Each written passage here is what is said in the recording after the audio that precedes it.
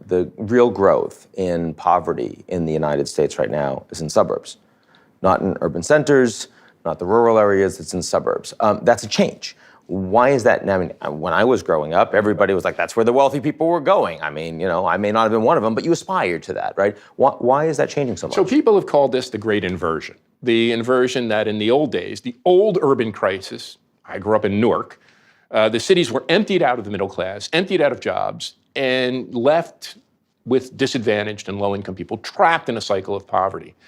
What seems to be happening now is cities revitalize as tech companies, headquarters companies, talented, highly educated, college-educated people, the creative class, move back to cities, and schools get better, right? And families start to migrate in.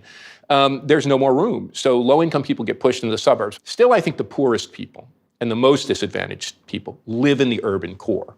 But poverty and economic disadvantage is growing much faster. And a larger number of, because suburbs house more people, a larger number of poor people, and the growth is much faster in the suburbs.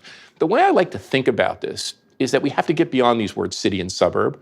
I kind of like to use the word patchwork, a patchwork city, a patchwork metropolis, where you have these I'm not sure that's going to catch on, just to let you know. Yeah. Little globs of concentrated advantage in the city and in the suburbs, surrounded by much larger spans of concentrated disadvantage. What's the problem, though, is the middle has disappeared. In the year 1970, about 3/4 of Americans lived in middle-class neighborhoods. Now about 1/3 of us do. So we've divided our society into rich and poor, areas of advantage and disadvantage, and the middle's dropped out.